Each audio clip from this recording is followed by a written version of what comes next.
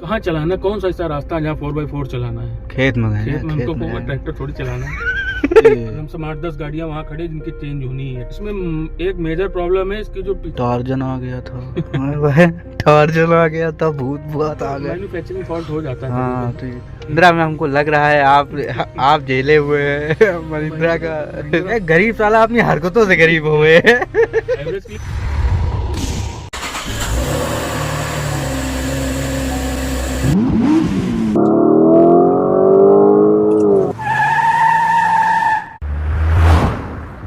तो हेलो भाई, I am Srivastava. Ram Ram, कैसे हो सारे? उम्मीद है सब बढ़िया होगे। सामने देख सकते हो रेंज रोवर वेलार ऑटोबायोग्राफी डीजल 2.0 लीटर का 4 सिलेंडर इंजन आता है, 201 bhp पावर जनरेट करता है। आज हैं अपने साथ में इसके ओनर प्रिंस भैया। सबसे पहले तो बहुत बहुत धन्यवाद आपका। इतने टाइम बाद वीडियो का इंतजाम हो पाया।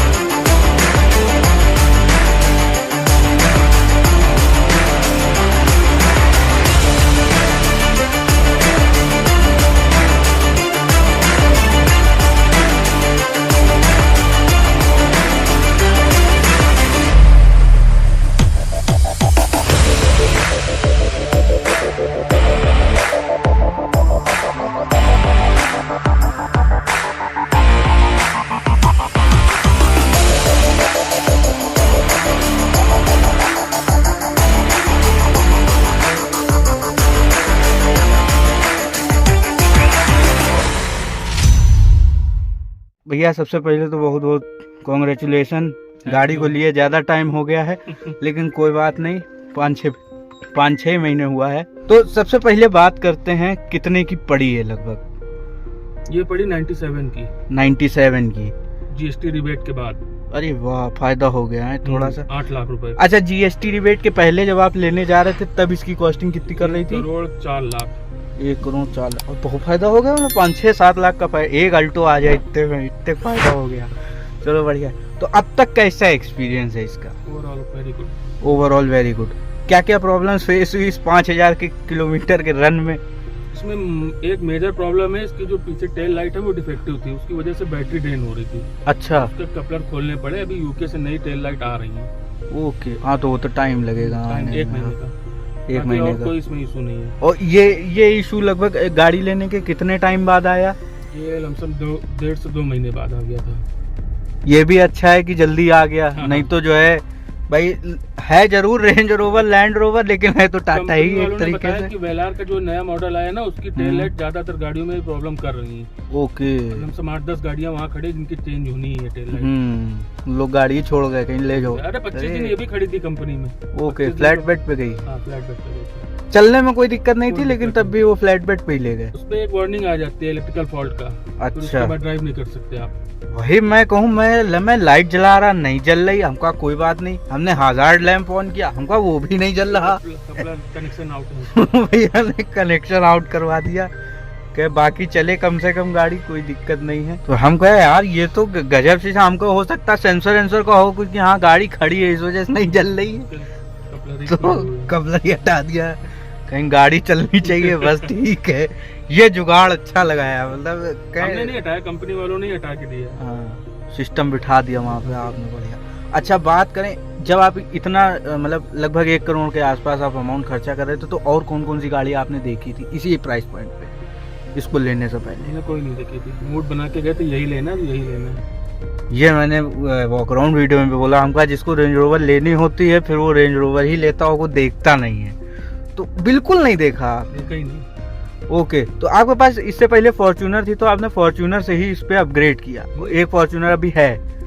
हाँ, 2 फॉर्च्यूनर। हाँ, 2 फॉर्च्यूनर थी, तो जो है एक फॉर्च्यूनर का रिप्लेस करके इसको लिया।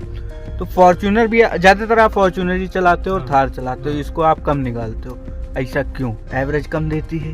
एवरेज कम नहीं। हाँ, प्रीमियम गाड़ियाँ हैं। हाँ, उन्नाव शहर में। उन्नाव शहर है, हाँ। आगे बताने की जरूरत तो है नहीं। कोई कहीं से आ रहा है, कहीं तेरी ऐसी तैसी लिए होगे तुम रेंज रोवर, हमारी Range स्प्लेंडर Rover से फर्क नहीं जिंदाबाद, पड़ता ना। हमारी स्प्लेंडर जिंदाबाद, फिर वो वाली चीज होती है, तो इसीलिए कम चली है 5000 किलोमीटर। लेकिन 5000 कम चलने का रीजन एक ये भी है कि गाड़ी लमसम 20 से 25 दिन कंपनी में खड़ी थी। ओके, एक महीना तो लगभग एक वही महीना- चला गया। एक महीना लमसम वही चला गया। हाँ उसके बाद 3 गाड़ियां हैं। हाँ, रफ तो एंड थोड़ी टफ के थोड़ी लिए वही थोड़ी यूज थोड़ी, होती है। हाँ। ये तो केवल घूमने उमने के लिए है, तो कहीं बाहर जाना उसके लिए। ये तो आप हाईवे जब हाईवे रन होगा 4 तभी महीने आप की निकालोगे। 4 महीने की गाड़ी, 4 महीने में 1 महीने कंपनी में खड़ी रही, तो 3 महीने में 5000 किलोमीटर। एवरेज कितना दे रही, कुछ तो एवरेज दे तय रही किया होगी होगा। 9.5-10।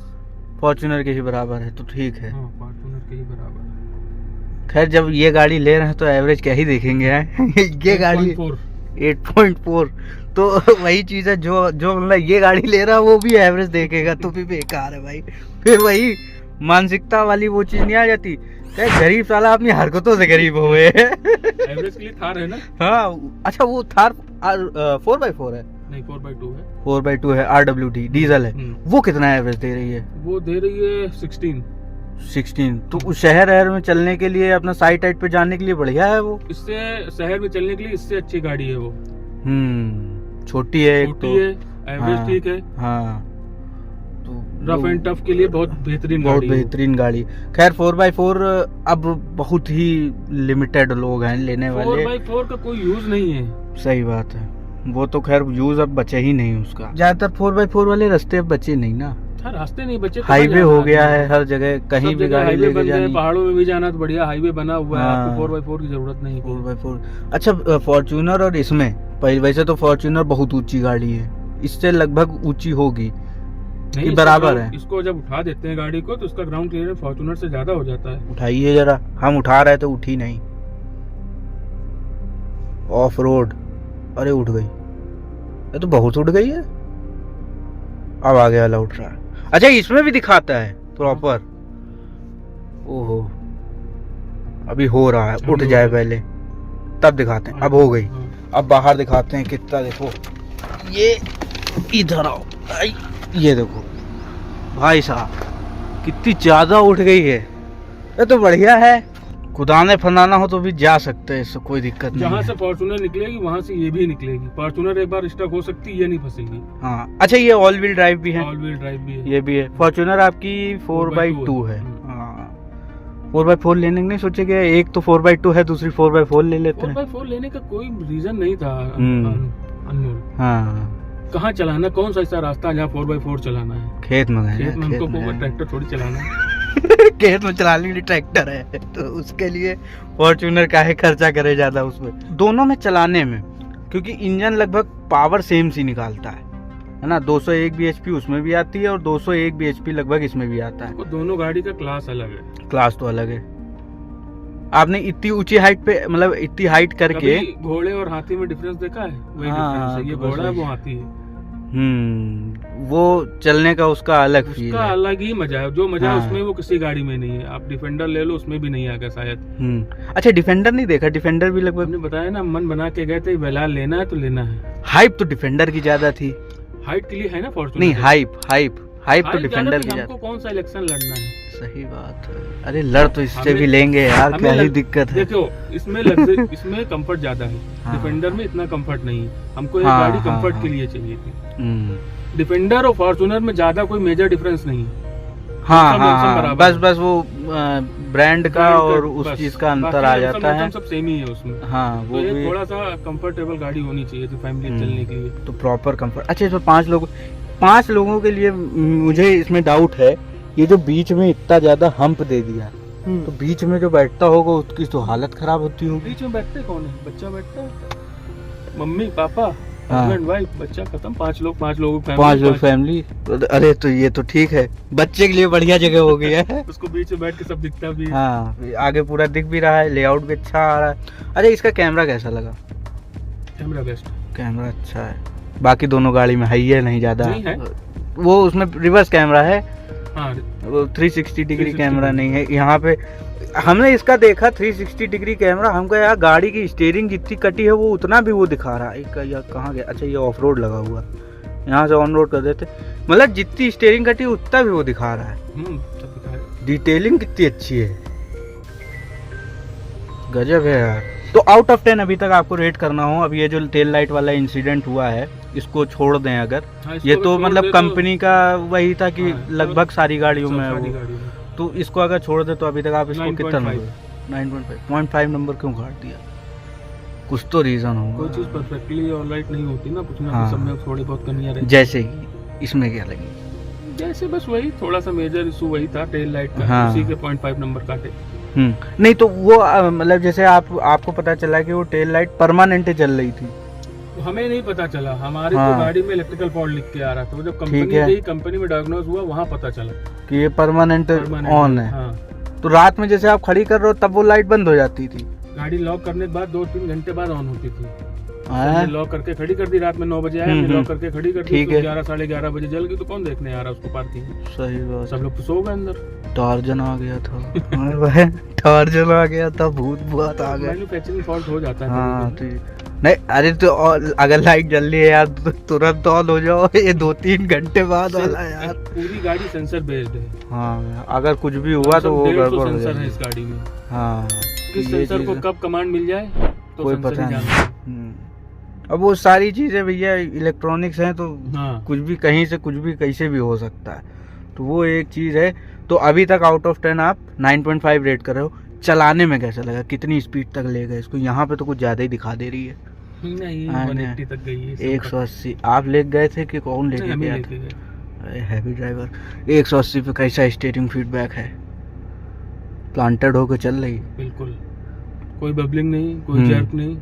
अच्छा, इसको आप उतनी स्पीड पे ले गए तो फॉर्च्यूनर को भी लेके ही गए होगे? फॉर्च्यूनर 180 99 के ऊपर गई नहीं। गई नहीं, नहीं। वैसे 196 जाती है वो, लेकिन हाँ वही है कि वो थोड़ा ट्यून उन करके वो पता नहीं कैसे लेके जाते हैं, मतलब 196 चली जाती उसके। 187 188 तक तो लास्ट उसमें है। भी ज्यादा वॉबल, उसमें तो बहुत वॉबल हुआ उसमें होगा। तो 150 के बाद उसमें पता चलता है कि हम गाड़ी हम्म। चला रहे हैं, गाड़ी चल रही है 150 के ऊपर, ये नहीं पता चलता। ये 180 80 तक हम्म। नॉर्मल चलती है, जैसे गाड़ियां चलती हैं, गजब का 120 स्टीयरिंग फीडबैक है मतलब। तो यही था। बाकी सर्विस रिलेटेड इतनी बार भी सर्विस, आप सर्विस सेंटर गई है 2 बार गई ना, हम्म। कैसा रिस्पॉन्स है वहाँ सर्विस का? सर्विस का रिस्पांस अच्छा है, सर्विस कोऑपरेटिव लोग हैं कोऑपरेटिव वहाँ है। पे, सारी हाँ। बात सुनते हैं, समझते हैं, सर्विस का कोई इशू नहीं है। सुनना बड़ी है। कंपनी में कोई भी ऐसा इशू नहीं होता है। लेकिन ये- है तो टिपिकल टाटा की ही को ये प्रॉब्लम केवल ब्रांड। टाटा और महिंद्रा में ही है सर्विस सेंटर का, बाकी और कहीं नहीं है। महिंद्रा में हमको लग रहा है आप झेले हुए हैं महिंद्रा का। महिंद्रा अपने उन्नाव में ही है, वहाँ क्या झेलाएंगे हमको। नहीं, लेकिन कुछ लोग झेल गए हैं यहाँ भी। हमने बताया ना, टाटा और महिंद्रा का जो सर्विस रिस्पांस है वो सबसे गंदा है। टोयोटा भी आप रखे टोयोटा हो? बेस्ट है टोयोटा का सर्विस रिस्पांस पे। वो कितनी चला दिया टोयोटा? वो चल गई होगी 35,000। 35,000, वो थोड़ी पहले लिया था इससे। खैर सर्विस का भी रिस्पांस अच्छा है, भैया बता रहे हैं कि एज सच कोई दिक्कत नहीं है, कोऑपरेटिव है।